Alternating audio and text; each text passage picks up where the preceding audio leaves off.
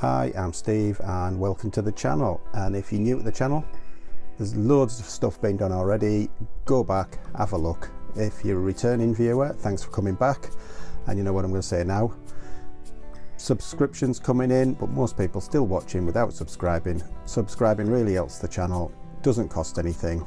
Liking the video helps the channel. If you don't like it, leave me a comment, that also helps the channel. But please, like, subscribe, press the bell notification.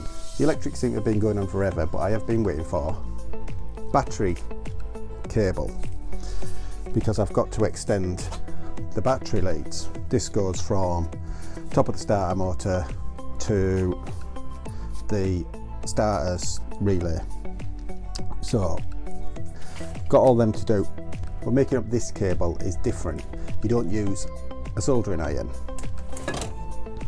You can crimp them on, but better is a solder on fitting. So I'll put a fitting on, put one on one end from the furthest point away, then run it through, get happy, then cut the cable.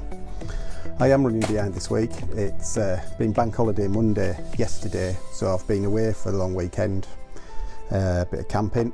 So it is Tuesday today. I'm trying to get this video out for Wednesday. Other stuff that's happened since last week, I found this on eBay. I've got this for £65 and this is the cleanest shock I've ever seen. So I'm really happy how that held out. The only thing is the shocks, the spring's white. These aren't rebuildable, these shocks. So it's white. It's not, it doesn't look bad. I might end up adjusting the colour scheme because of it, but that basically actually doesn't look too bad with a white primer tank on. So eventually got my shock, didn't have to spend £300, which I thought I was going to do to get a Hagen shock. So I've got 1, 2, 3 leads to make up. A couple of them are going to be over a metre long. So what you need is a blowtorch. If you're not crimping them on, you need a blowtorch. I forgot to say the other day, the solder you should really use for electricals, auto electricals, is a rosin cord solder. It's no more expensive than normal solder, comes in different sizes. It's one of them things. Oh, these are tinned. Now I don't know if this'll, so they've already got a bit of solder on, but I don't know if this will show. When you start to warm up, you see the heat move up the fitting, that's how you know. I don't know whether you're going to see this on camera. Measure this off and a little bit longer because you've got to get your flux in, and then cut this back with a Stanley knife, with a knife. Try not to cut any of the strands of wire, so you sort of don't cut all the way through, cut most of the way. You can feel it really when you're doing it, and don't cut your fingers. That's not quite far enough.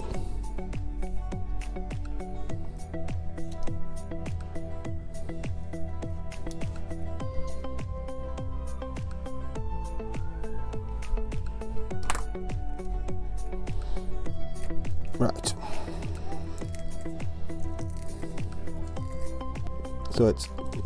So I'm going to cut the end off that now, and you can see that's going to go in to about there.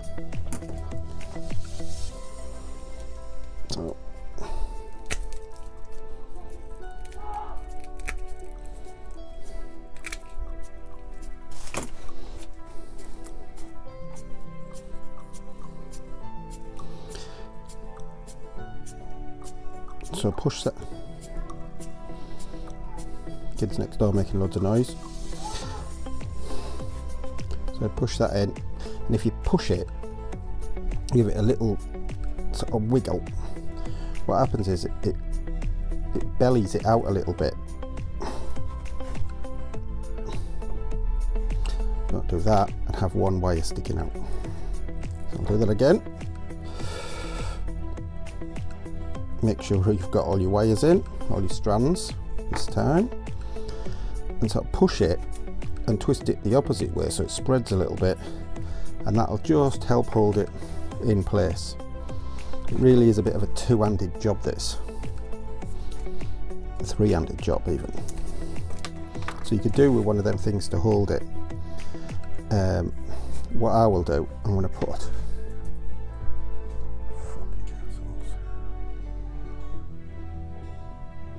what I would do is, if I had a clamp, which I have got, and I've lost it, so I've pushed that on. That's quite firm. I would normally have used a little clamp thing, but I can't find it. You can put it in the vise, just be careful, or clamp it to something or whatever. So I'm going to warm it up with a blowtorch on here. You'll see the heat travel up, and then I feed in the solder from there. So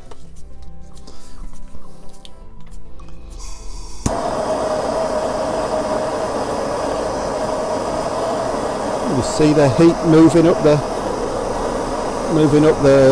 fitting. Now it will start to pull.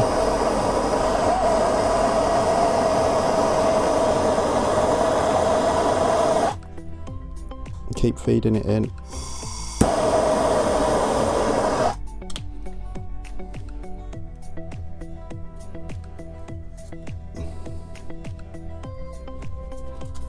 Keep feeding it in.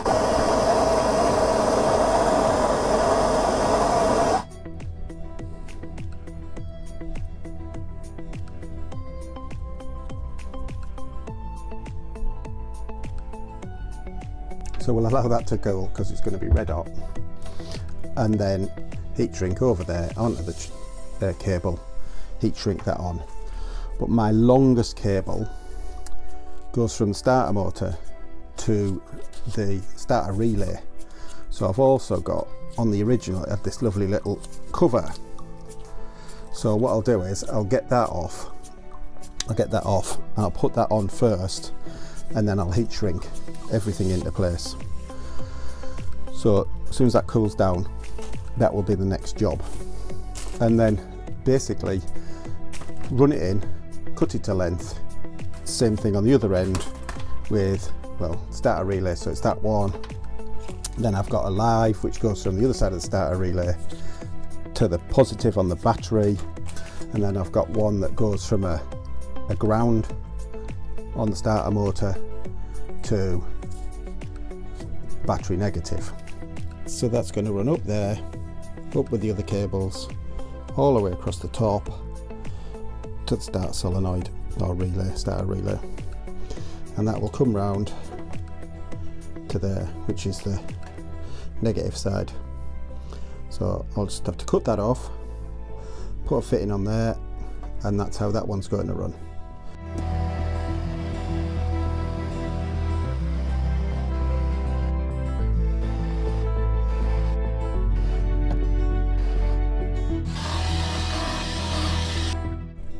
I didn't need to put any heat shrink on that end. That rubber is so tight, took me ages to get it on, so I won't need any for that end.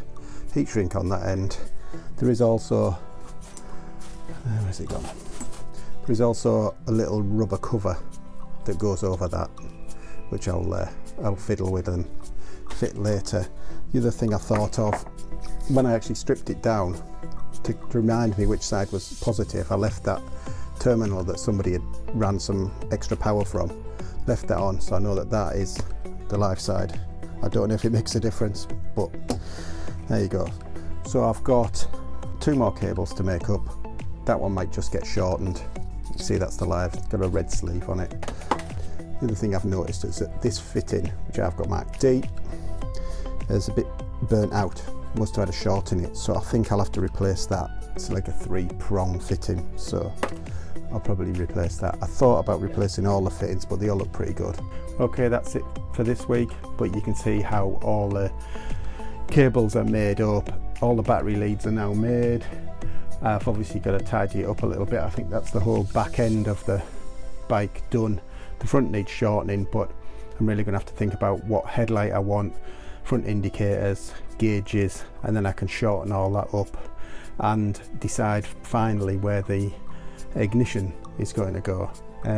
So they've got to be finished off, but the wiring has progressed quite a lot. I'll carry on wrapping stuff up, and where I can put on sleeving that's not going to get taken off again, I'll put that on, finish that sort of section off, which I think I can do some of that now. I've also got the rear light to put on, which looks quite nice now and it's all painted up. I've got a grommet to go through the frame hole there, so the cable comes through, that'll run round. I might put some sleeving onto the negative leads, although it doesn't really matter because if they rub through, they just ground anyway, so that doesn't really matter. The live is the one you don't want rubbing through, so I'll probably put some protection around that, and maybe even protect this edge so that it doesn't rub through, although once it's on the battery it does sit forward like that anyway, but I'll probably protect it. You can see these are the sort of battery leads. The other stuff's going to come in. I can probably sleeve all of this section all the way to about here, maybe it's even to here, and get all of that clipped in properly. As you saw earlier, I had the tank on, so I know that all fits over quite nicely. All the front connectors I may shorten back to here, so they come off the bars and they're all under the front of the tank here, so you won't see them. It's looking a lot tidier underneath there. I've got the water pump to go on, then I've got to think about getting the chain on, and still plenty to go at. New shock, which is pretty clean, it just needs a few little clean up there, but it is pretty good for a second-hand shock. So that's to go on, and then next week, to do something a bit more interesting, I'm going to finish off the seat. I think I know how I'm going to do it. I am going to cut the back off. I'm going to put a new piece onto there so that this back hump bolts to this, but it can be separated. Then this can go for painting, this can go for upholstery. Put them together, and then in future, if I need to change colours, that could be taken back off. So that's to do next week. So don't forget, like, subscribe, press the bell notification, and leave me a comment please, and I will see you next Wednesday.